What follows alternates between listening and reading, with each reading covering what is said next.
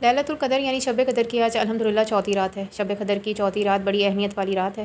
اس میں آپ نے 6 کام ضرور کرنے ہیں۔ اگر آپ نے شب قدر کی اس چوتھی رات میں یہ 6 کام کر لیے تو آپ نے شب قدر کی فضیلت کو حاصل کر لیا۔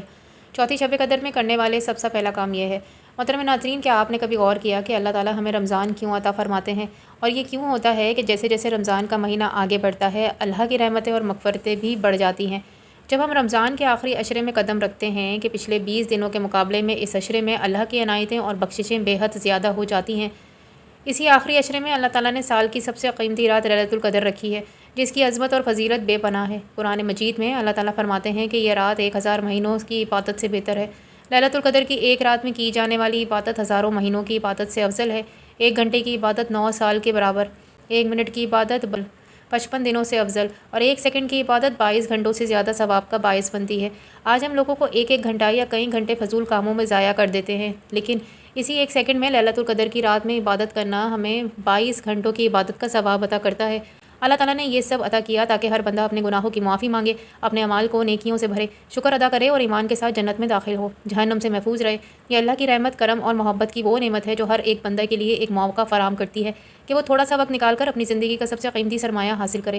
لہٰذا چاہیے کہ آپ مصروف ہوں یا تھکے ہوئے ہوں، ليلۃ القدر کی رات میں عبادت کے لیے کچھ وقت ضرور نکالیں۔ 1 سیکنڈ، 1 منٹ یا 1 گھنٹہ، ہر لمحہ اللہ کے حضور قیمتی ہے اور آپ کے نامہ اعمال میں نیکیوں کا اضافہ کرتا ہے۔ اگر ممکن ہو تو پوری رات عبادت کریں، لیکن کم سے کم یہ وقت ضرور نکالیں کہ اللہ کی عنایت اور ليلۃ القدر کی فضیلت آپ تک پہنچ سکے۔ یہی وہ موقع ہے جسے ضائع کرنا کسی بھی انسان کے لیے نقصان ہے۔ ليلۃ القدر کی بابرکت رات میں سب سے پہلا اور بنیادی کام عشاء کی نماز جماعت کے ساتھ ادا کرنا ہے۔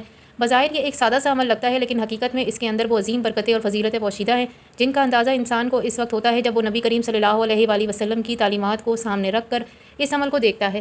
حدیث مبارک میں آتا ہے کہ جو شخص عشاء کی نماز باجماعت کے ساتھ ادا کرتا ہے اسے آدھی رات کی عبادت کا ثواب ملتا ہے۔ اب ذرا غور کریں، ایک نماز جس میں مشکل سے 10 یا 15 منٹ لگتے ہیں، اللہ تعالیٰ اس کے بدلے آدھی رات کی عبادت کا اجر فرما دیتے ہیں۔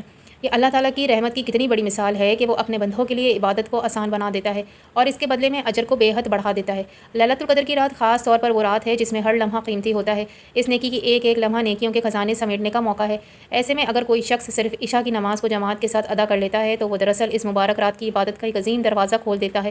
جماعت کے ساتھ نماز ادا کرنے میں نہ صرف زیادہ ثواب ہے بلکہ اس میں مسلمان کی اجتماعیت، اتحاد اور بندگی کا ایک خوبصورت منظر بھی ہوتا ہے۔ جب بندہ اللہ کے گھر میں یا کسی جگہ اکٹھے ہو کر اللہ کے حضور کھڑے ہوتے ہیں تو یہ منظر اللہ کو بہت محبوب ہوتا ہے۔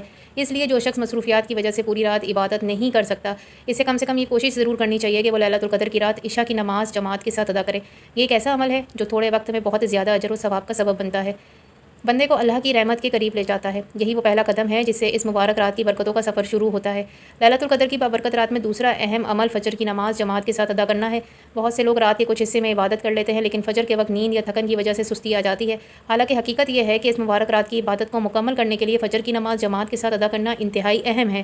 نبی کریم صلی اللہ علیہ وآلہ وسلم کی حدیث مبارک میں یہ خوشخبری سنائی گئی ہے کہ جو شخص عشاء اور فجر کی نماز جماعت کے ساتھ پڑھتا ہے اللہ تعالیٰ اسے پوری رات عبادت کرنے کے برابر ثواب عطا فرما دیتے ہیں۔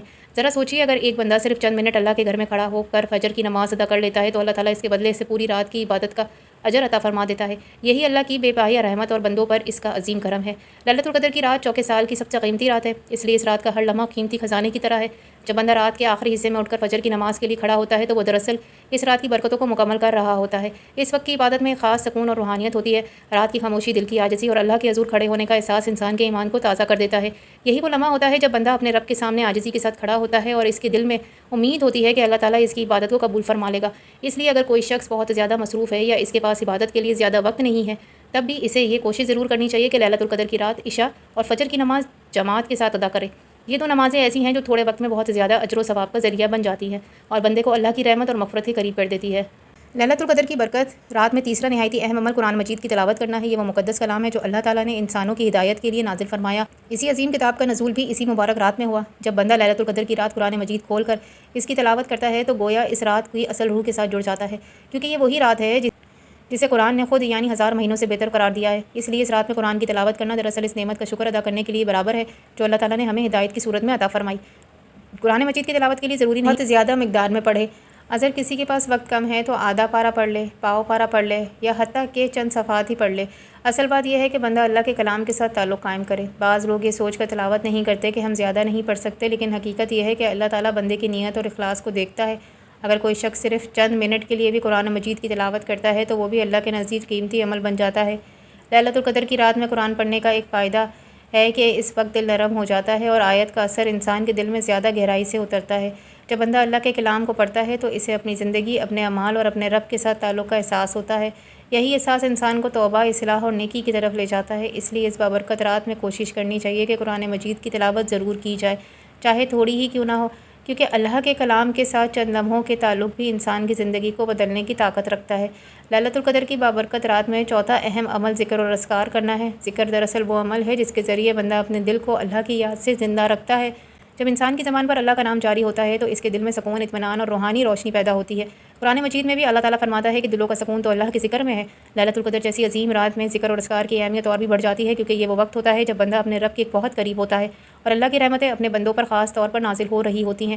ذکر اور اذکار کے لیے کوئی مشکل یا طویل طریقہ ضروری نہیں، بندہ بہت آسانی کے ساتھ چند تسبیحات پڑھ کر بھی اللہ کے ذکر میں شامل ہو سکتا ہے۔ مثلاً درود شریف پڑھنا ایک بہت عظیم عمل ہے۔ نبی کریم صلی اللہ علیہ وآلہ وسلم پر درود بھیجنے سے نہ صرف انسان کو بے حد اجر ملتا ہے، اس کے گناہوں کی معافی، درجات کی بلندی بھی نصیب ہوتی ہے۔ اسی طرح استغفار یعنی اللہ سے معافی مانگنا بھی نہایت ہی بابرکت عمل ہے۔ اگر کوئی شخص 100 مرتبہ استغفر اللہ پڑھ لے تو اس کے گناہوں کے بوجھ کو ہلکا کرنے کا ذریعہ بن جاتا ہے۔ اس کے علاوہ کلمہ طیبہ لا الہ الا اللہ محمد رسول اللہ پڑھنا ایمان کی تازگی کا سبب بنتا ہے۔ اسی طرح سبحان اللہ، الحمدللہ، لا الہ الا اللہ اور اللہ اکبر جیسی تسبیحات بھی بہت عظیم فضیلت رکھتی ہے۔ اگر کوئی شخص ایک ایک تسبیح بھی اخلاص کے ساتھ پڑھ لے تو یہ اس کے نامہ اعمال میں قیمتی نیکیوں کا اضافہ کر دیتی ہے۔ ليلۃ القدر کی رات میں یہ ذکر اور اذکار بندے کے دل کو نرم کر دیتے ہیں اور اسے اللہ کے قریب لے آتے ہیں۔ اس لیے کوشش کرنی چاہیے کہ اس مبارک رات میں زبان کو اللہ کے ذکر سے مصروف رکھا جائے، کیونکہ یہی ذکر انسان کی روح اور روشنی کو سکون عطا کرتا ہے۔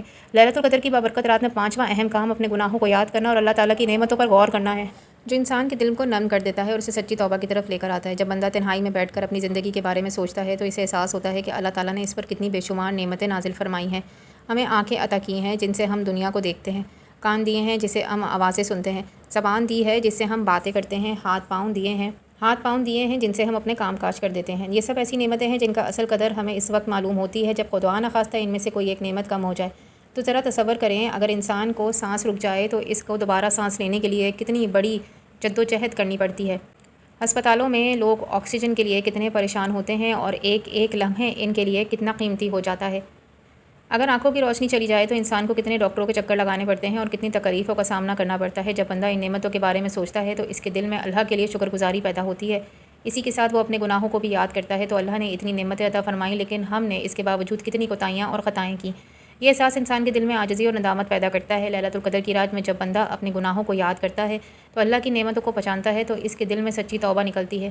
یہی توبہ اللہ کے نزدیک بہت قیمتی ہوتی ہے۔ اس لیے اس مبارک رات میں چند لمحے ضرور ایسے نکالیں چاہیں جن میں انسان خاموشی سے بیٹھ کر اپنی زندگی، اپنے اعمال اور اپنے رب کی نعمتوں پر غور کرے، تاکہ اس کے دل میں شکر اور توبہ دونوں پیدا ہو جائے۔ ليلۃ القدر کی بابرکت رات میں چھٹا اور سب سے اہم عمل اللہ تعالیٰ سے دعا کرنا ہے۔ دعا دراصل بندہ اور اس کے رب کے درمیان ایک ایسا روحانی تعلق ہے جس میں بندہ پوری عاجزی اور امید کے ساتھ اپنے رب کے سامنے ہاتھ پھیلاتا ہے۔ ليلۃ القدر کی رات وہ عظیم موقع ہے جب اللہ تعالیٰ اپنے بندوں کی دعاؤں کو خاص طور پر قبول فرماتا ہے اور ان کی مغفرت کے دروازے کھول دیتا ہے۔ اسی لیے اس مبارک رات میں دل کی گہرائیوں سے دعا کرنا بہت بڑی سعادت ہے۔ جب بندہ اسی رات اللہ کے حضور کھڑے ہوتا ہے تو اسے چاہیے کہ سب سے پہلے اپنے گناہوں کی معافی مانگے۔ انسان سے زندگی میں بے شمار خطائیں اور غلطیاں ہو جاتی ہیں، بعض ایسی بھی ہوتی ہیں جن کا ہمیں خود بھی احساس نہیں ہوتا۔ اس لیے بندہ عاجزی کے ساتھ اللہ سے عرض کرے کہ اے اللہ، میرے تمام چھوٹے بڑے گناہوں کی معاف فرما دے، میری کوتاہیوں کو درگزر فرما دے اور مجھے اپنا شکر گزار بندہ بنا دے۔ اس کے بعد بندہ اپنے لیے اور اپنے اہل و عیال کے لیے بھلائی کی دعائیں مانگ سکتا ہے۔ اللہ سے یہ دعا کریں کہ اے اللہ، مجھے نیک راستے پر قائم رکھ، مجھے گناہوں سے بچا، میری زندگی کو خیر میں، برکت میں بھر دے۔ اسی طرح بندہ اللہ سے جنت کا سوال کرے اور جہنم سے پناہ مانگے۔ یہی دعا کرے کہ اے اللہ، مجھے، میرے والدین کو، میرے بچوں کو اور میرے تمام گھر والوں کو جنت نصیب فرما دے اور ہمیں جہنم کے عذاب سے محفوظ رکھ۔ قبر کے عذاب سے حفاظت مانگے، موت کی آسانی مانگے اور یہ دعا کریں کہ اللہ تعالیٰ آخرت میں نبی کریم صلی اللہ علیہ وآلہ وسلم کا ساتھ نصیب فرمائے۔ جب بندہ سچے دل سے دعاؤں کے ساتھ اللہ کے سامنے جھکتا ہے تو امید ہوتی ہے کہ اللہ تعالیٰ اپنے فضل و کرم سے ان دعاؤں کو قبول فرما لے گا اور اس کی زندگی کو مغفرت اور رحمت سے بھر دے گا۔